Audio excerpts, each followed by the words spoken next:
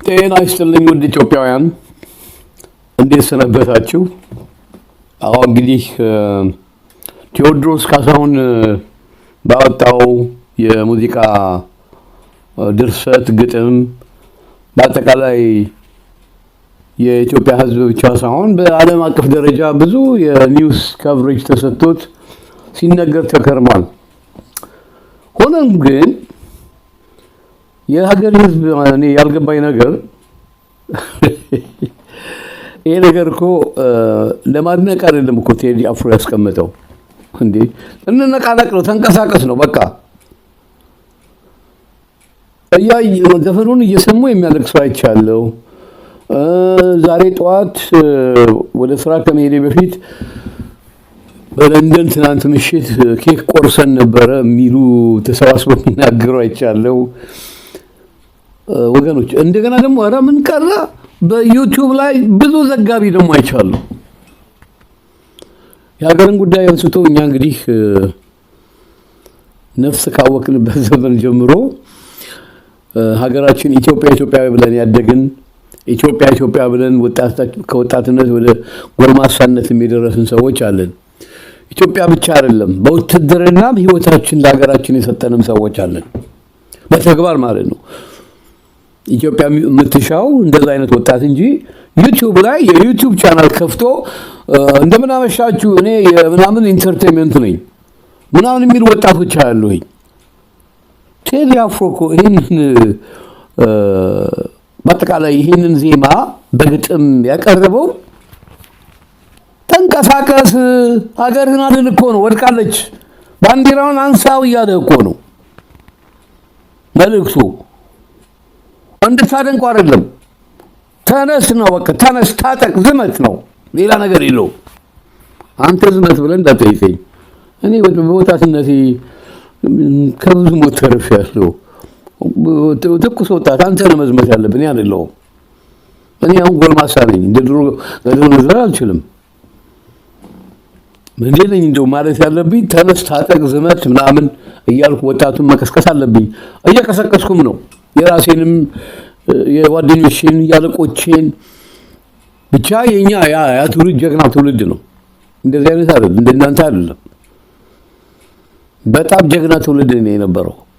ያው መጨረሻ ላይ በግዴታ እሱን ነገር ይገርመኛል። በግዴታ ብሔራዊ ውትድርና እንዲገቡ ሲደረጉ ወጣቶች የገዛ ዘመዶቼንም ሰብቼ በግድ ሊያርሷቸው ሲመጡ ቁም ሳጥንና አልጋ ስር ገባ ነበር እያሉ ሲነግሩኝ ነበርና እሱ እኔ በፍላጎት ነው የገባሁት። ፈርሜ በቃ በአስሩን ጣቴ ፈርሜ ገባው። አዎ ሀገሬ እንግዲህ ማድረግ ማንም ጠላት እንዳይነካት በገባሁት ቃለ መሐላ መሰረት ተኩስ አቁም እስከምንባል ድረስ ማድረግ የምችለውን ሁሉ አድርጌያለሁ።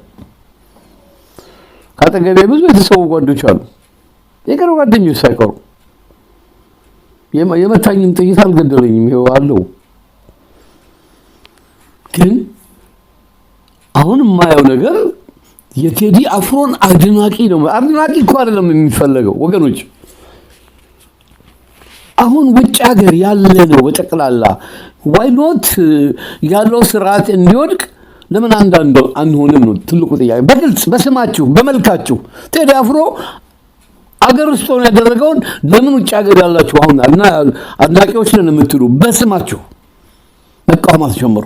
መቃወም ብቻ አይደለም፣ በተለይ እኔ ጫና ይደረግ የምለው ሰንደቅ ዓላማችን ከወያኔዎች ቀጥሎ ያዋረደው አማራ ፋኖ የሚባለው ቡድን ወገኖች። እኔ የብሔራዊ ሰንደቅ ዓላማ ማንም ሲያዝረከርካት አልወድም። ብሔራዊ ሰንደቅ ዓላማን ስርዓቱን ህጉን ሁሉ ተመሪያለሁ። በትምህርት ቤት ነው በውትድርና ህግና ስርዓት አለው የብሔራዊ ሰንደቅ ዓላማችን አያያዙ። አረ እንደውም ከነመጠኑ ቢሮ እንዲሰቀለው መጠኑ ይሄን መሆን አለበት። ለሰላማዊ ሰልፍ ሲወጣ በዘንግ መያዝ እንዳለበት። እንዴ ሰንደቅ ዓላማው እኮ እኛ ስናከብራት ነው ሌላውም የሚያከብረው።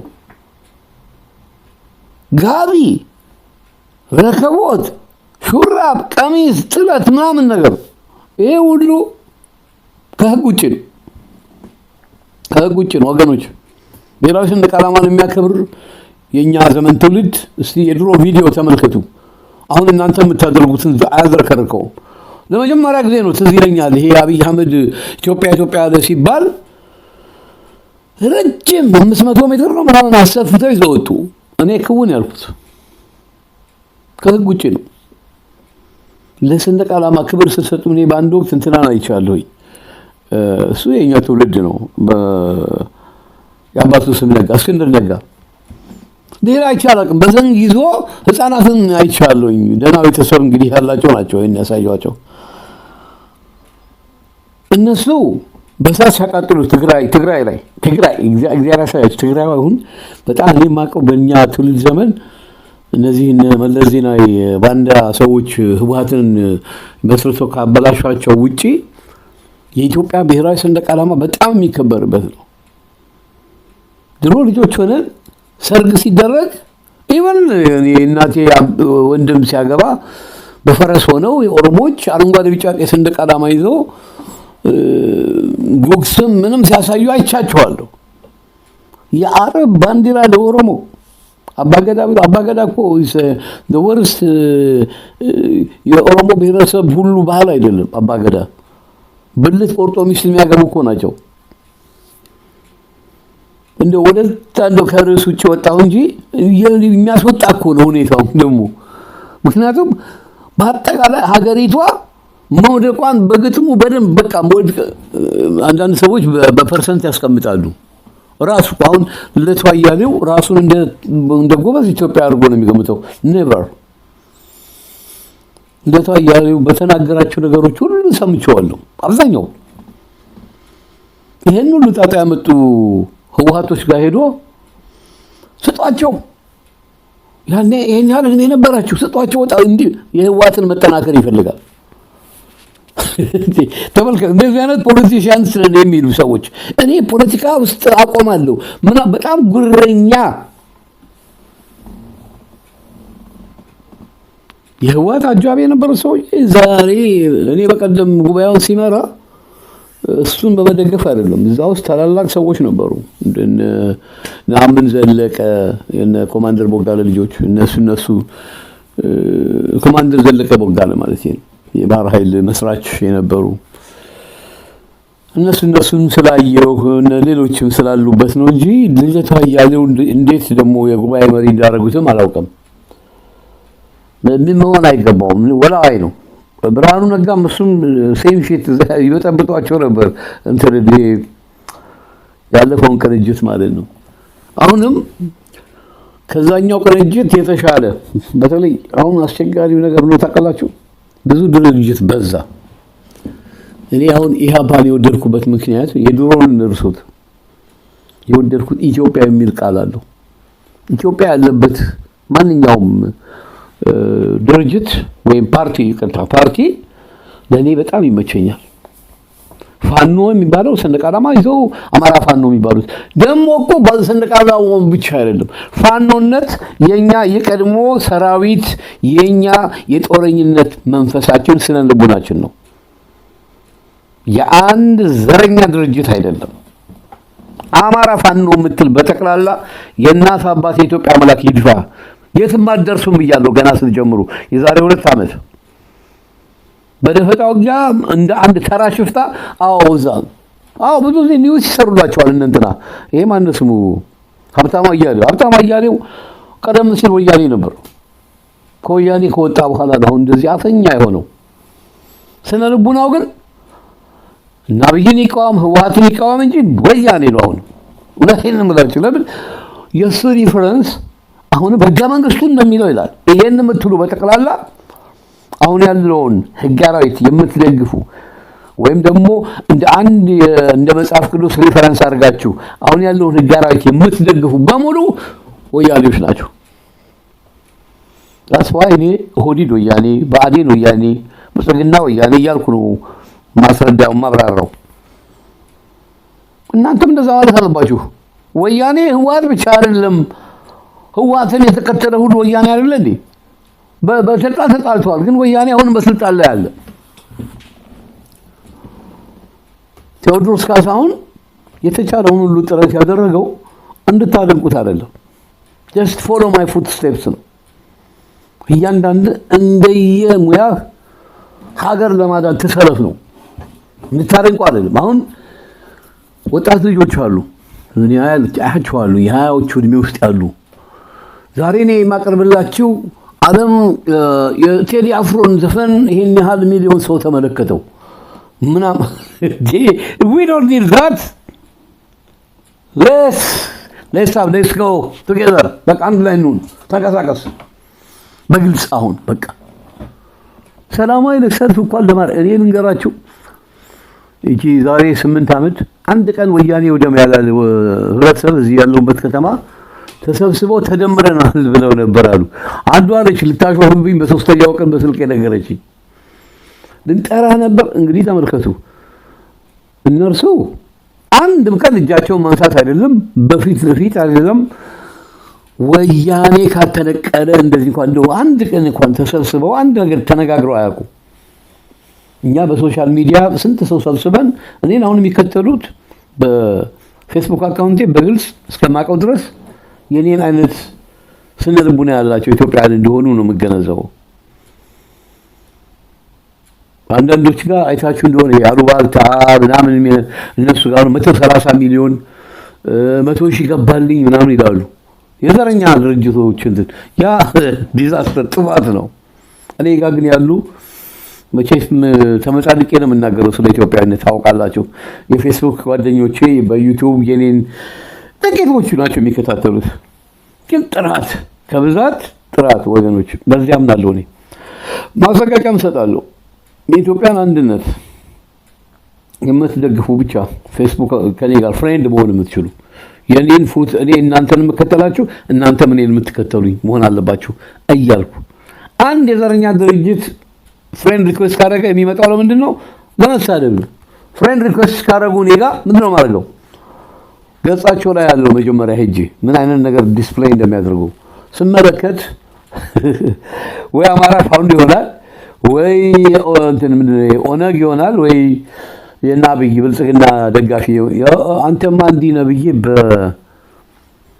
በሜሴጅ በኩል ኃይለኛ የሆነ ቦምብ ጥይበት ማባረረው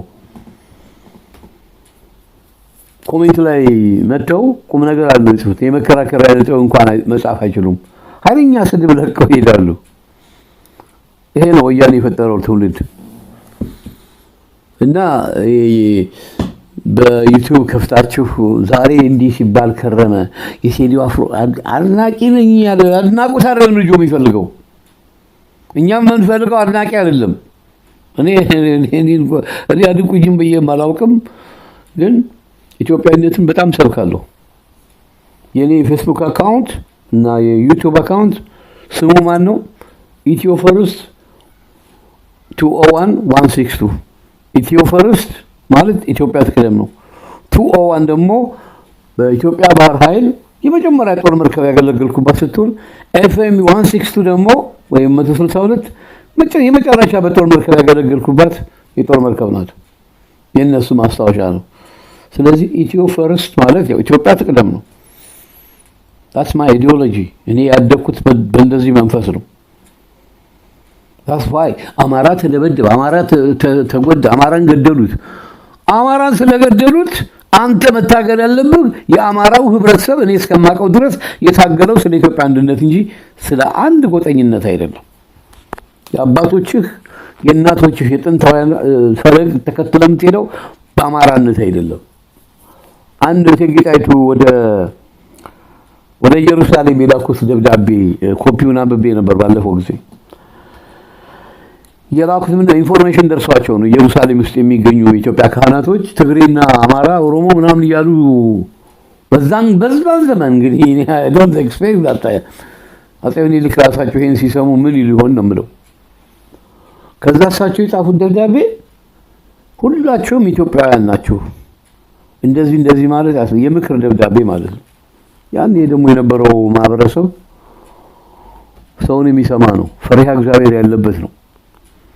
አሁን ቤተክርስቲያናችን አመራር ውስጥ እንኳን ፈሪሃ እግዚአብሔር የለም፣ ሆድ ብቻ ሆኗል። እኔ ይህን ስላችሁ እንደና አቡነ ኤልያስ እኛ የምናውቃቸውን ብያለሁ። ካህንንም ደግሞ የመተቸት መብት የለንም እኛ። ግን ካህንነታቸውን አፈርሰው የሚናገሩትን የልብሰ ተክህኖ ለብሰው የወያኔ እና የኦነግ ደጋፊ ከሆነ ካህን አይደለም። ቆቡን ደፍቶ የዩኒፎርሙን ከለበሰ እና ከአፉ የሚወጣ መጥፎ ከሆነ መስቀልም ከዛ መሳለም የለብንም። አባቶች ካህናት ሲያስተምሩኝ እኔ መስቀልን የምትሳለም ወይም ንስሐ አባት የምትይዙት ቤተክርስቲያን የሚቀድስ በቅርብ የምታውቁት ካህን ከሆነ ብቻ ነው ብለዋል። ብዙ መንደረኛ አለ ዩኒፎርሙን የለበሱ እና እንዲሁ እንግዲህ መናገር የፈለኩት ለአድናቆት አይደለም። ቴዲ አፍሮ ይሄን ያህል ሰው አየ ይላሉ። እንኳን አየ እንኳንም ባየ፣ ግን ካየ በኋላ ወደ ተግባር ነው አሁን የሚጠበቀው። ተግባር ነው። አዲስ አበባ አስተዳደር ይጀምረዋል ወጣቶች ትናንት አይቻለሁኝ። ግን ስርዓት የያዘ መሆን አለበት። ሰላማዊ ሰልፍ ቫዮለንስ የሌለው ኢቨን ፖሊሶች ሆን ብለው ደግሞ ሊተናኮሏቸው ይችላሉ። እነዚህ አሁን አብይ አህመድ እነሱ ቆም የሚሏቸው በጥይት ነው። ግን ጥይትን ሳይፈራ ብዙ የታገለ የድሮ ወጣቶች አሉ። የፌደራል መንግስት ለመጣል የተደረገው ትግል ቀላል አልነበረም። በዛ እንትን ውስጥ የታገሉ አሸንፈዋል። እነ መንግስቱ ኃይለማርያም የህዝቡን ጥያቄ ትልቁ ስራ መሬት ላራሹን በተግባር ማዋላቸው ነው። እሱንም የህዝቡ ጥያቄ እንጂ የወታደሩ አልነበረም። ያው ከድሮም ከምኑም እያዋዛሁ የምናገርበት ትልቁ ምክንያት ምንድነው? የቴዲ አፍሮን ሙዚቃ በማድነቅ ላይ ያተኮራችሁ ሰዎች ቴዲ አፍሮ ከእናንተ የሚጠብቀው ማድነቅን አይደለም። በቃ ሌትስ ዩናይት ነው። አንድ ላይ እንሁን። ትግሉ ይጀመር ነው። ኢትዮጵያ ከዚህ የበለጠ እኔ እኮ የገረመኝ እውነቴን ነው የምላቸው አሁን ቴዲ አፍሮ ሙዚቃ የተናገራቸውን እኔ ለብዙ ዘመናት የጻፍኳቸው የተናገርኳቸው አሉ። ግን ማስተባበር የሚችል ስጦታ የለኝም። መደረግ ያለበትን የመናገር ግን እንትኑ አለኝ። እግዚአብሔር ደግሞ ለዚህ ልጅ ለቴዎድሮስ ካሳሁን መልካም ጸጋ ሰጠው። ገባችሁ? የሰጠው ጸጋ ደግሞ ህዝቡን ባንድ ያነቃነቀው። ይሄንን አጋጣሚ መጠቀም መቻል አለብን ወገኖች። ግዴለሽነት አብይ አህመድን አጠገበው። የፌስቡክ አካውንት እስከማጥፋት ድረስ እኮ ነው። በጣም በረከት በራሱ ካሜራማን እያስከተለ ነው የሚዞረው። መንግስቱ ኃይለማርያም እንዲደነቅ ብዙ ካድሬዎች እንግዲህ መፈከሩ ላይ ደግሞ ካላሉ ይመለከታሉ። ያው ከሳቸው አመራር ጋር በግድ ይባል ነበር። እኛው በውትርና ውስጥ እያለን መንግስቱ ኃይለማርያምን እናደንቃለን። እንደዚህ ለካድሬዎች ሳይሆን አንደኛ ይሄ ኮራፕሽን ውስጥ ስለሌለ ምናምን ነገር ይሄንን በቅርብ ያሉትም ሰዎች ሲመሰክሩ ሰምቻለሁ። መጨረሻ ላይ ግን ሲሄድ ገንዘብ በደንብ ይዞ እንደሄደ በቀደም አንድ ኮሎኔል ነው ጀነራል ሲናገሩ ነበር። ቢሮ ውስጥ $500,000 እንዲቀመጥ እና እሱ ነገር አሁን ሳስታውሰው ይገርመኛል። ለማንኛውም ቴዎድሮስ ካሳሁን መልእክት ነው ያስተላለፈው። መልእክቱ ምንድነው? ኢትዮጵያ ወድቃለች እናንሳት ነው። ሰንደቅ ዓላማውም መውደቁን ባይናችሁ እያያችሁ ነው። እዛ ኮከብ የሌለበት የ66 የሌለበትን ባንዲራ ወይም ሰንደቅ ዓላማ ይዞ መውጣት አይቻልም። እንዲህ አይነት ማዕቀብ ኃይለ ሥላሴም ደርግም አድርገው አያውቁም። ደርግ የራሱ አርማ አለው። በጽህፈት ቤታቸው ያደርጉታል የደርግ ባለስልጣኖች። የህዝቡ ባንዲራ ግን አረንጓዴ፣ ቢጫ፣ ቀይ የኢትዮጵያ ህዝብ የመብቱ ጸጋው ሰንደቅ ዓላማውን ያ ነው። ይሄ ጥቁርና ነጭ ቀይ የእስላማዊ ባንዲራ ነው። ባይዘው ታውቃላችሁ። ይሄንን ከፈለጋችሁ ጎግል ላይ ሄዱና እያንዳንዱ ጥቁር ቀይና ነጭ እነሱ የሰጡት ትርጓሜ አላቸው የሙስሊሞች እነሱ በሃይማኖት ነው የኛ ግን ከሃይማኖት ነፃ ነች አረንጓዴ ቢጫ ቀይ ትርጉሙ የኛ አረንጓዴ ተስፋ ልምላሜና ሀብት ቢጫው ሃይማኖት አበባና ፍሬ ቀዩ ፍቅርና ለሀገር አንድነት መስዋዕትነት ነው ጨርሻለሁ እንግዲህ ዝም ብላችሁ አታደንቁሩን ዛሬ ይሄን ያህል ሰው አየ ግጥሙንና ዜማውን ሰምተ ወደ ተግባር ተሸጋገር ነው መልእክቱ አመሰግናለሁ